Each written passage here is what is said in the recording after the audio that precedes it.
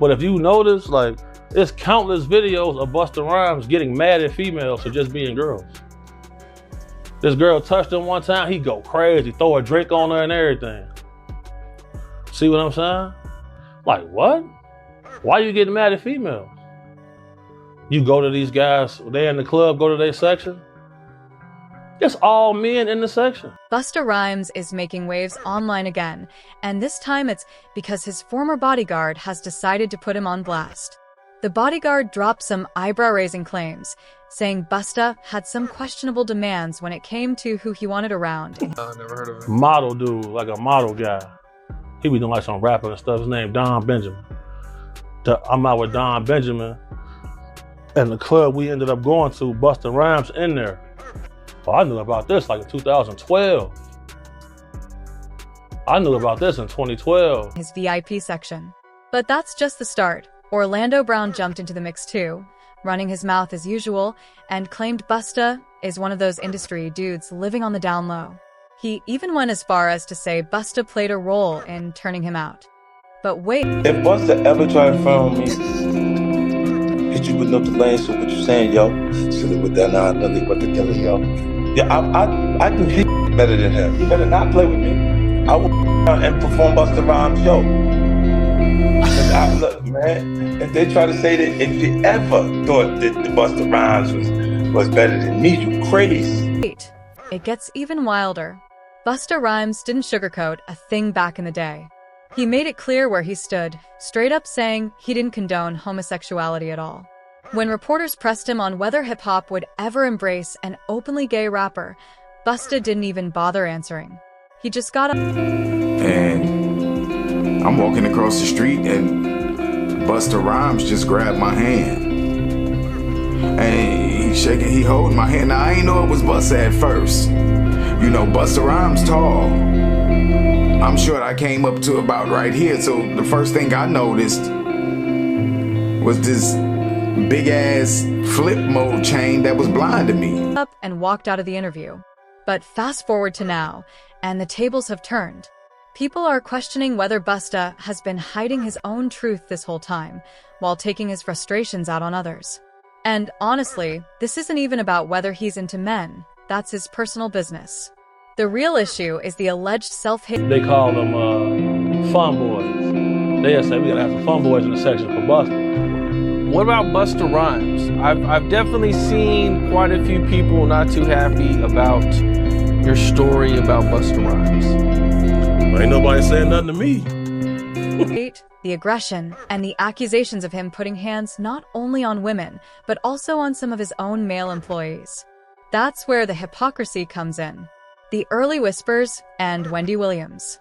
Back in the early 2000s, whispers about Busta's preferences were already floating around. And you know who had the guts to air it out? Wendy Williams. She didn't just hint. She flat out exposed what she called the homo thug lifestyle.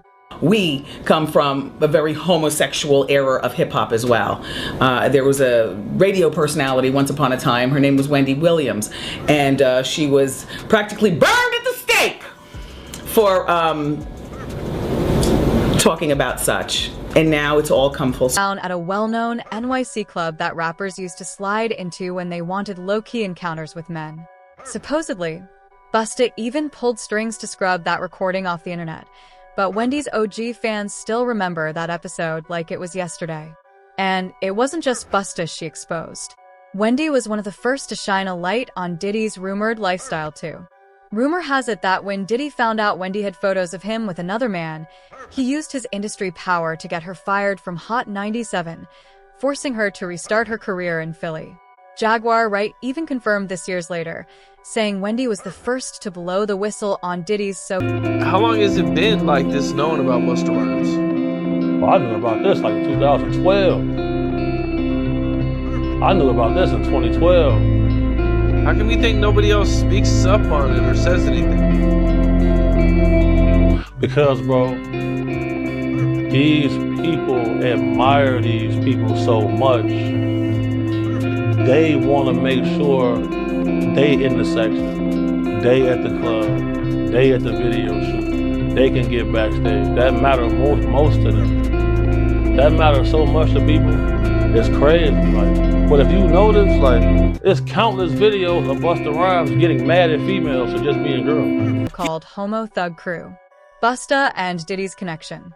That's where Busta and Diddy's connection gets real interesting. Allegedly, that's why they got so close in the first place. Some even claimed they shared young dudes between them.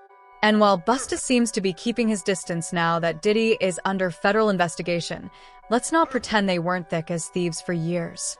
Go back to the 90s and you'll see Busta posted up with Diddy, Jay-Z, J.Lo, Aaliyah, Hype Williams, basically the industry elite.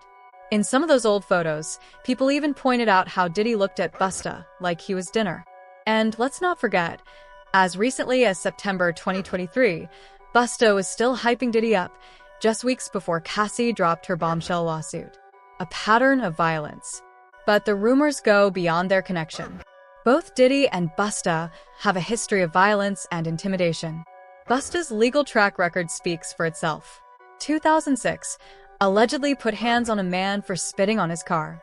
Later that same year, prosecutors went after him on a weapons charge, claiming he had a machete in his ride. 2007, arrested again, accused of roughing up his ex-driver over money. He pleaded guilty and got 3 years of probation. 2009, a fan claimed Busta went wild at a concert, throwing water bottles at him and letting his bodyguard punch him in the face just because the fan tried to leave early. Busta ended up coughing up $75,000 to settle. That pattern of snapping, especially at people who can't or won't fight back, hasn't gone unnoticed. Big Homie CC and the VIP allegations. Enter Big Homie CC, Busta's former bodyguard, who put the internet in a chokehold when he dubbed Busta a super zest monster. According to him, it was an open secret in the industry that Busta would send his crew to scout young, fine dudes for his VIP section at clubs. Big Homie even recalled one night when actor Don Benjamin showed up with a gay friend, and Busta practically lunged at the guy, pulling him into VIP and not letting him out of his sight. He claimed this wasn't a one-off. It was routine every time Busta hit the club. Promoters already knew the drill. Line up young men for him. And according to Big Homie, it wasn't just about preference. Busta also carried a deep-rooted resentment toward women, snapping on them often, almost as if he had a twisted jealousy. More stories surface. And Big Homie isn't the only one. Other men have come forward. 2020, a social media personality, Triple Isle, claimed Busta tried to holler at him on his way to a Halloween party in NYC. Things turned messy. He got into a fight with his friend and never even made it to the club.